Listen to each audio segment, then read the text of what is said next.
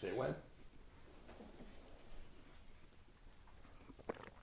Hello and welcome to the Coventry Colloquium, the second in our series of presentations intended to inform and amuse. We are honored today to have Dr. Mary Turzillo as our presenter. I look at my friend Mary as an expert in cats and dragons and prose and poetry and literary criticism, and she is going to be talking today about whimsy in the fantastic arts. I give you Mary Turzillo. Hello, hello.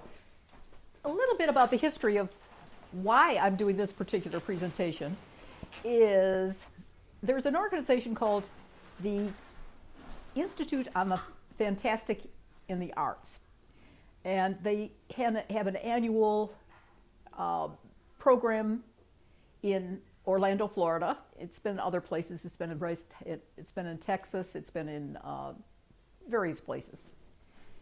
The history of the organization is kind of interesting because a group of us young Turks basically wanted to incorporate science fiction into the literary program. This was a long time ago. As you see, I am an older person. Maybe you don't see it, but I am. And we got a lot of resistance from the old guard who felt that anything written after about 1920 wasn't really literature, you know. And anyway, it came in paperback books that cost 35 cents, so how could it be literature? So I personally was in a job interview, and they asked me what kind of course I'd like to teach, and I said, well, I was thinking of doing a course on science fictional elements in Milton's Paradise Lost.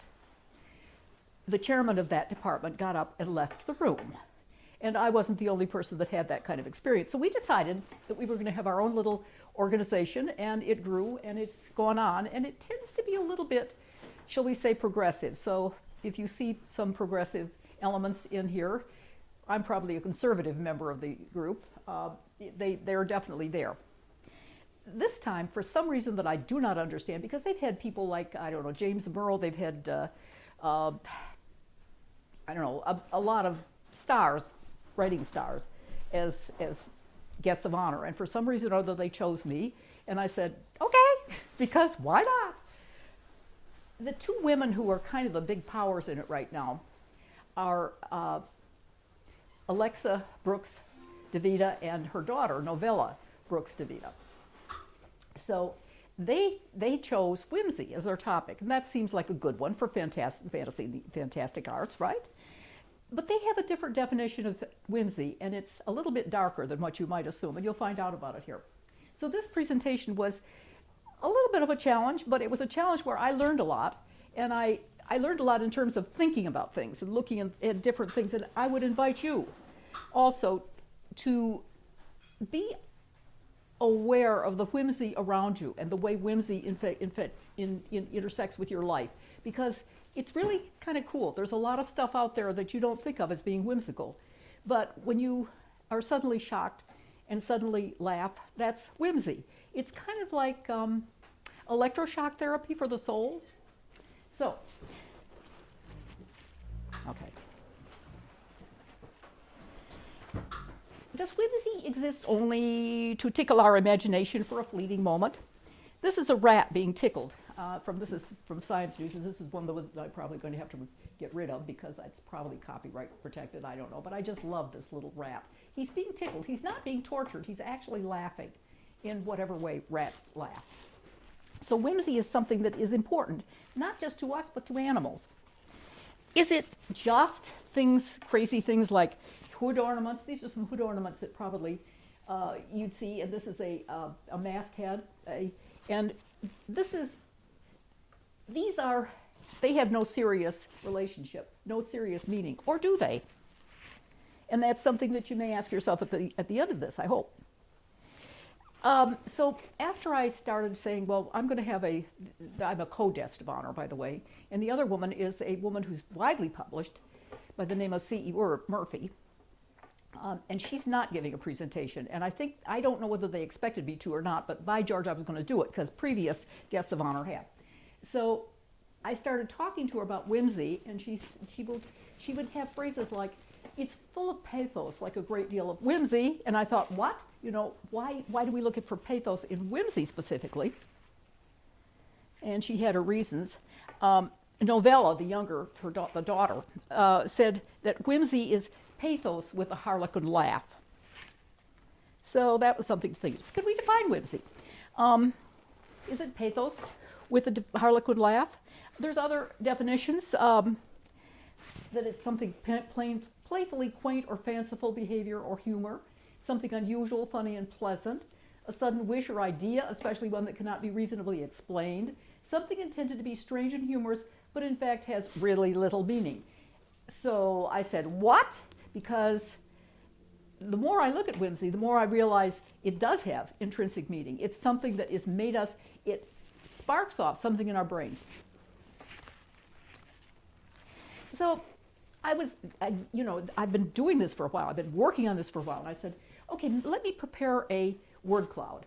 Maybe that will help. I took philosophy courses in college, but I don't remember anything about them. So defining something is something of a challenge to me. So I took words like foolishness, graveyard, drollery, cuteness, social commentary, and with whimsy, and this is what I came up with. Later, I discovered that that was not enough. Why did it do that? Okay, this is a not something that there may be somebody here that realizes who this guy is. He was a big name in it. He was an editor of Tor and some other things, and this is his typical outfit, and you can see that it is in fact quite whimsical. This is a jacket, a bespoke jacket from a designer called Lilly, Lilly, and she puts her name in these little things like this. The man unfortunately passed away by falling downstairs backward carrying a bookcase. Those were some of his ties. He had an enormous collection of ties. And as you see, everything he has clashes with everything else because it's whimsy. What uses are there of whimsy? Well, maybe for amusement for an adult or for a child, maybe for artistic expression, maybe for creating sparkle in a narrative. Yoda, for example, I think Yoda and R2-D2 and some of the droids, I think in Star Wars, were put in there to create a little bit of zip, a little bit of sparkle. Community solidarity can also be a motive for whimsy. Instruction in human mores and cultural expectation. You might say, well, how does that work? Well, think about tricksters. Tricksters do things that, think about Loki, think about Raven. Well, Raven isn't the trickster, I guess Coyote is. But there's a lot of them. I started researching, and there's almost every culture has, I don't know whether I should say almost everything. I think every culture has at least one trickster. They're instructors for children and for adults too, in how things work, in how you can fool people and how you shouldn't fool people, or how you should be careful, or how you can fool people. So that's another use of whimsy. Protest is another issue, another motive that we have for whimsy. Whimsy can be a cry for help, and you may not believe that, but it's true. I'll show it to you later on. It can be an expression of anger or a protest, or it can even be an element of bereavement.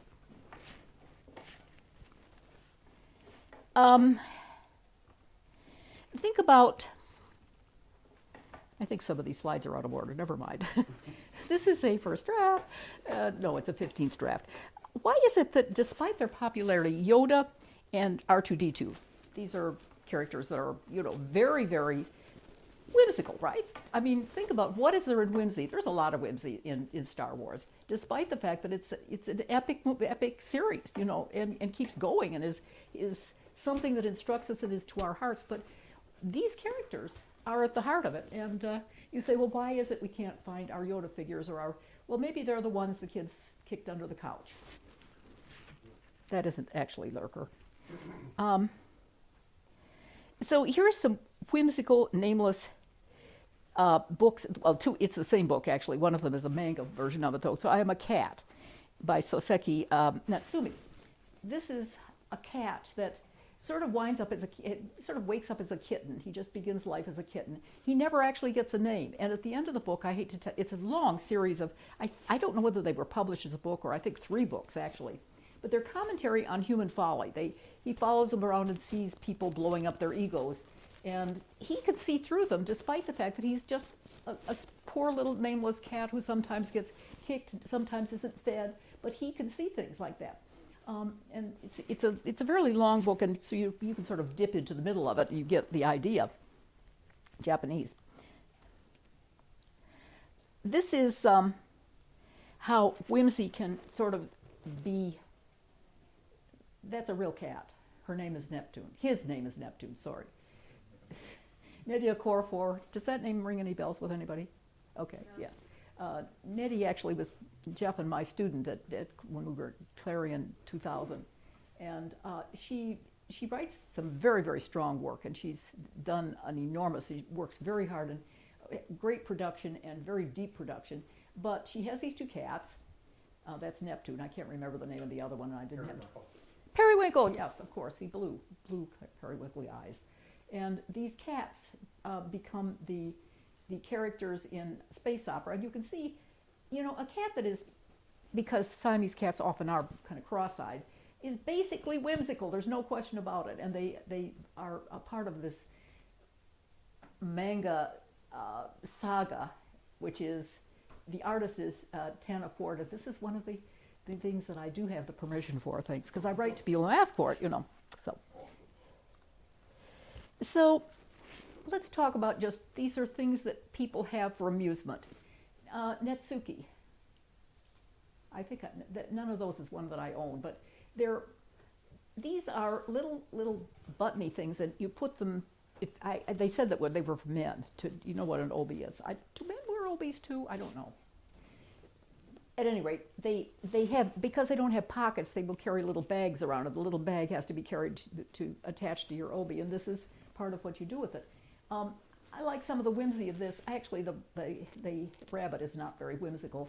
I thought the rabbit on top of or the hare on top of the turtle was, you know, I'm sure that particular myth must go through, that tale must go through a lot of different cultures. Mermaids, obviously, are fantastic, and they're also somewhat whimsical, and she's taking a nap, which is something you don't see in mermaids a lot. The fish, I think this is particularly, there is a very small child and a very large fish, and I think that's whimsical, and it's also kind of a little bit heartwarming. I don't know. I don't know what he has in his hand, and I have not been able to find anybody who can tell me about it, but it looks like it might be a weapon of some sort or other. This Netsuki is one that I actually own. My mom got it for me, and I've been trying to find out. I know somebody that knows something about Japanese drama. People tell me that they think it's a Japanese actor. It's an adult actor who plays the role of a cat.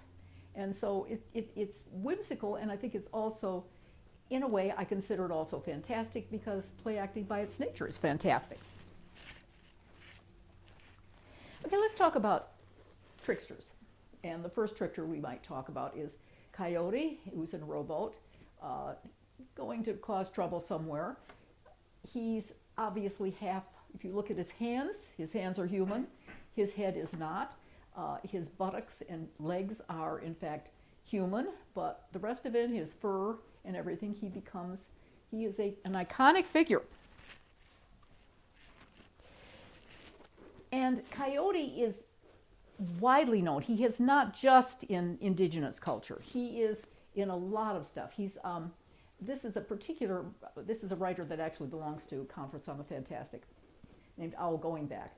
And he writes a very moving, very fast-moving novel called Coyote Rage. And Coyote uses sophistry. There's a great meeting every 7 years of all the animals, one representative from each animal, great and small, including mice, to decide what to do about the world. And humans are allowed to come to this. Well, there's one human left who was a member of this council. And they decide, Coyote uses sophistry to the others to convince them that they should murder this one individual. And they say, well, she has a daughter. And he says, well, we'll murder the daughter too. So that's the motion, that's the motive motion of the novel. The cover art here is by Ben Baldwin, and I think it's quite strong. Okay.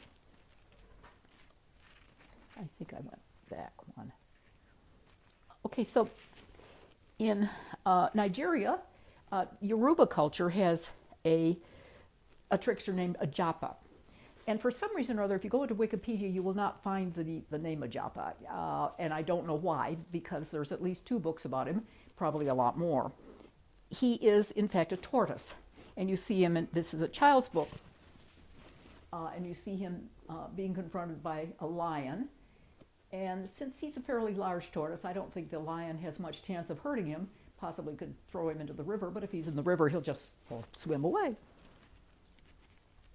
There's a lot of stories about him. He basically has a huge appetite. In one story, he is vying to get food in the way that a fly does. And the fly somehow or other has this ability to carry huge amounts of food in a little sack as he's flying away. So you know that these stories have an element of whimsy in them. This is a magic card I found, and I think it's probably a reference to Ajapa, but I'm not sure. That one will come out of my... So, and of course then there's Loki in the Edda. Now, this is, okay, I'm not sure I can get the words all right about this, but they have something called flyting, F-L-Y-T-I-N-G. And this is, I would say this is kind of like Yo Mama kind of trash talking. So I don't know whether this is Loki. I don't know which one of these people is supposed to be Loki, but notice the amused look on his expression, like he's really got the guy. There's also a wolf or dog there. We're not sure which kind. This is, I think, shows how it's a verbal duel. It ends up, I think, with Loki being condemned to death along with his son and tied up with his son's intestines or something like that. These myths have a lot of ugly stuff in them. This one is called I have to read it. Sorry. And here, Thor's hammer has been stolen. And in order to retrieve his stolen hammer, he has to deliver Frida as the bride to a character. See, this is why I have notes. Okay. Maybe. Not that you have to know the entire thing, but anyway. So the person that's stolen it says, I want Frida as my bride, and that's the only way you'll get your hammer back. Well, Frida just blows her top and says, no, that is not going to happen. So Loki convinces Thor to dress up as Frida, as a bride, and sometimes I wonder whether the people that write the Wikipedia articles understand the humor of it. This is obviously Thor in drag. And a drag show with Thor, I mean, that's tops, right? Notice the 2 cats who are watching. Very, very interested indeed.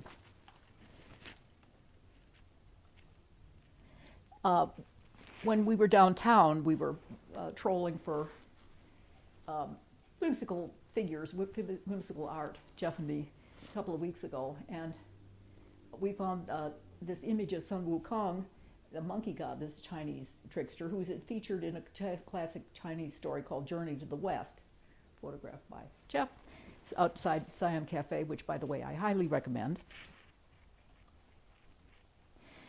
Now, a scientist could be a trickster, and here we've got, I may have to use my notes to figure this one out. This here, on the side, alpha, beta, gamma paper. I think it was gamma that was drawn into it so that it would be alpha, beta, A, B, G, the alphabet. And obviously you can't read the story, but it was a fairly good, fairly influential essay. But they wanted to have a whimsical name on it. This is the signature of F.D.C. Willard.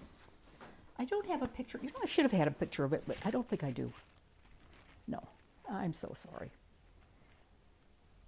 I don't know whether you can tell, but actually, F.D.C. Willard was a Siamese cat. I should have had a picture of him. I'm going to put one in because what the heck. And he basically, the man that wrote the paper, the scientist who wrote the paper,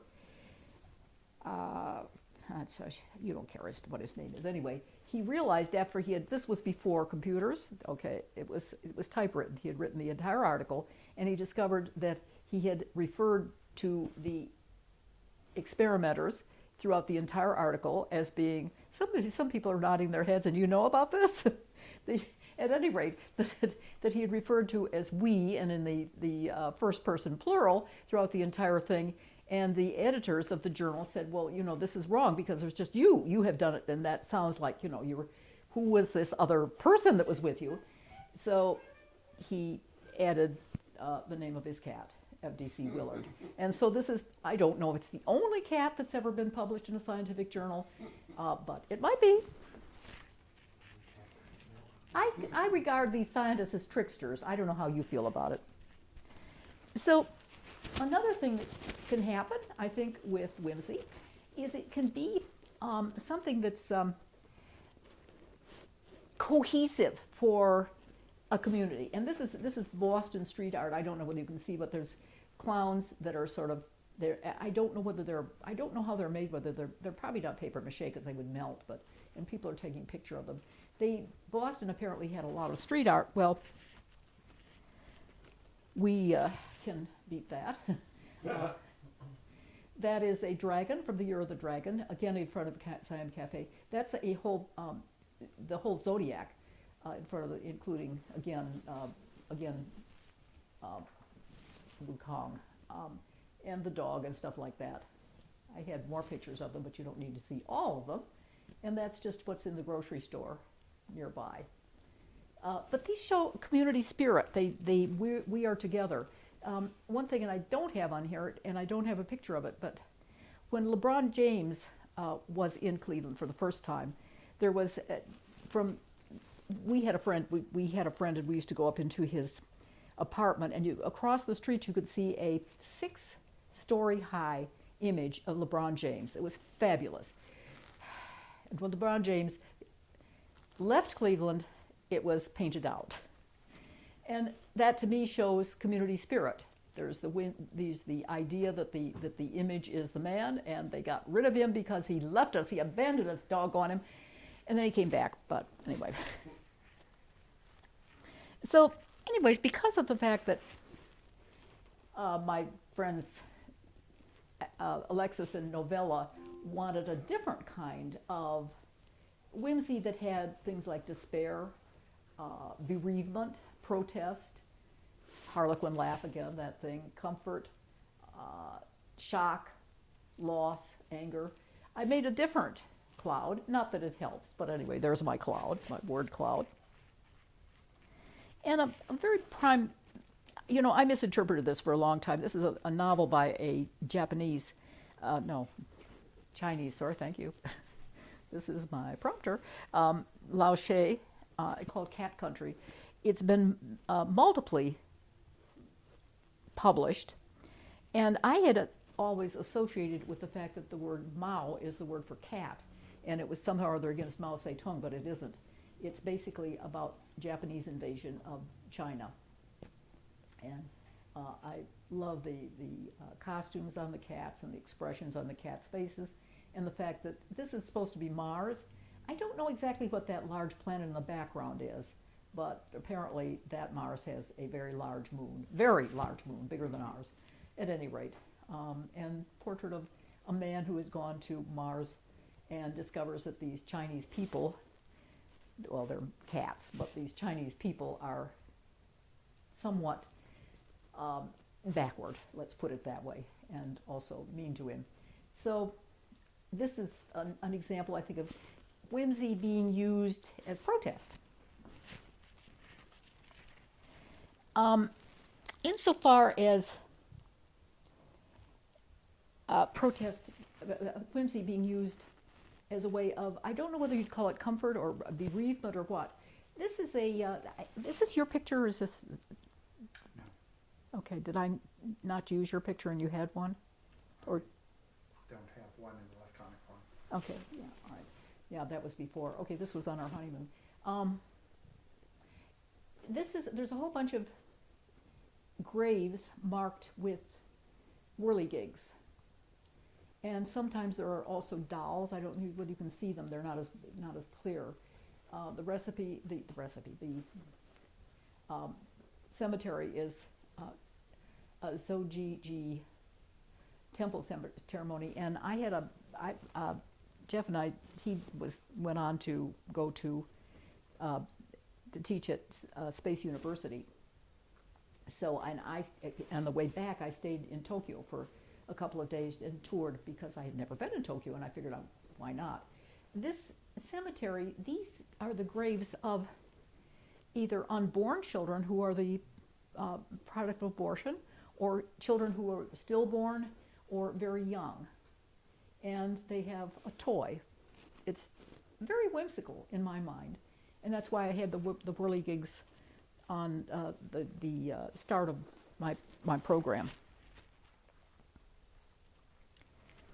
Okay, now we're coming to something here. I'm going to go back to come on.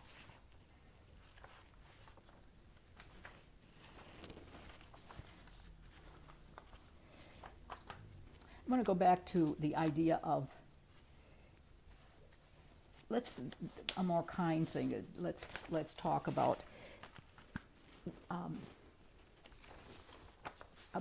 whimsical figures as just basically something to give a little sparkle to something that otherwise is kind of not as great, not as original. And this is about R2-D2. And it's my poem, and it's in a book called Victims that my friend Marge and I wrote and published. In the family way, R2-D2 told me he was pregnant. Oh, I said, who's the father?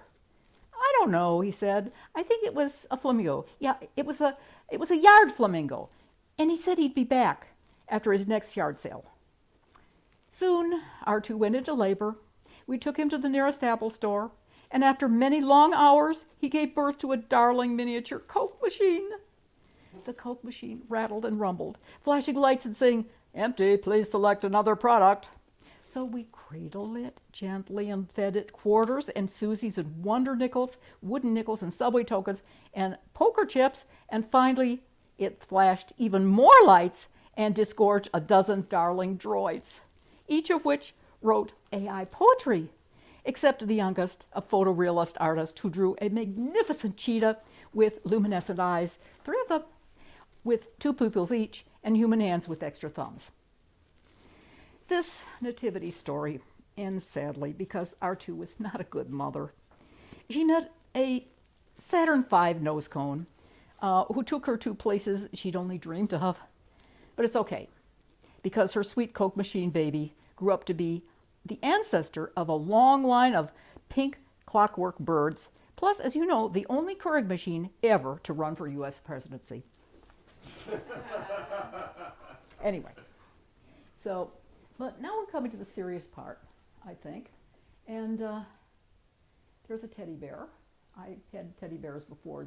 They were sprinkled throughout this, as you see. And a gun, also not sprinkled out. And so you all will recognize this story, I think. Tamara Rice. This is our Cleveland thing, and that's why I like to bring the Cleveland stuff in. Born June 25th, 2002, passed away November 22nd, 2014. Tamara was, you know what happened. He was shot by police. There's a video of it, YouTube, of the actual action. It goes on the thing, and you just watch it and say, how could anybody be that stupid? He had a gun, which was a toy gun. His mother would not let him have guns, but he had a toy gun, which he had traded something for from a friend, and he had somehow or other gotten the orange tip off from it, And the police came by and just shot him because, you know, he was black and pretty tall for his age, you know. So, of course, he was dangerous, yes. So, what about Whimsey? What does this have to do with Whimsey? This is the memorial for Tamar. This is, I don't know why that is there. As I say, this is a first draft. This is the memorial for Tamar because he apparently collected teddy bears. These are not, as far as I know, these are not his teddy bears, but they were ones that people brought as a way of expressing their grief for him, and his mother's, for a comfort for his mother. And I don't know who the author of that's interesting. Oh, this one, yeah, okay. I thought this was a particularly whimsical and yet at the same time pathetic picture because it was a memorial teddy bear that was blown away from that collection by the wind and it's just lying in the grass. And I found it kind of lovely. So I'll go back to that because, again, I have a poem that goes with this. This is in a book that Marge and I just published, which I have copies of, and I'm going to give to people because as a thanks for coming to this. This is called Tamar. Samaria keeps his cast-off teddy. What he loved: Hot Wheels, chicken nuggets, video games. What he did: rode his bike, went swimming, drew pictures. What he was: Samara's little boy, a tall, athletic kid, a smile to melt your heart. What killed him: the lack of an orange tip on a pellet gun, a lying cop who couldn't handle firearms, 3 seconds snap judgment. The video is on the web still.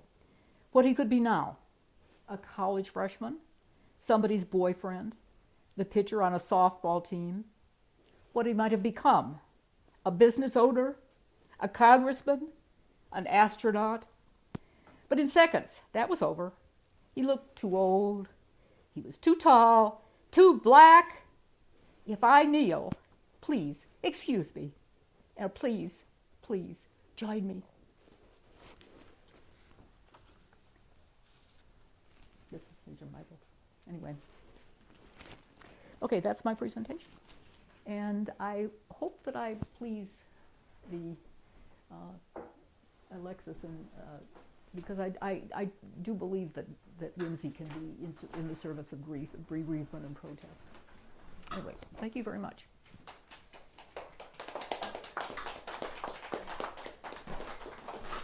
Thank you, Mary, for your wonderful presentation. We will now open up for questions. If we have any questions from the live audience here, or Doug, if anything comes in on the YouTube stream, please let us know. Does anyone have? Patty has a question. Yes, ma'am. So one of the things that I think is really important about Whimsey is kind of a shared community building. Talk about the importance of whimsy when like a group of friends has an inside joke or has a shared experience that was funny. I am going to have to add that to my. Yes.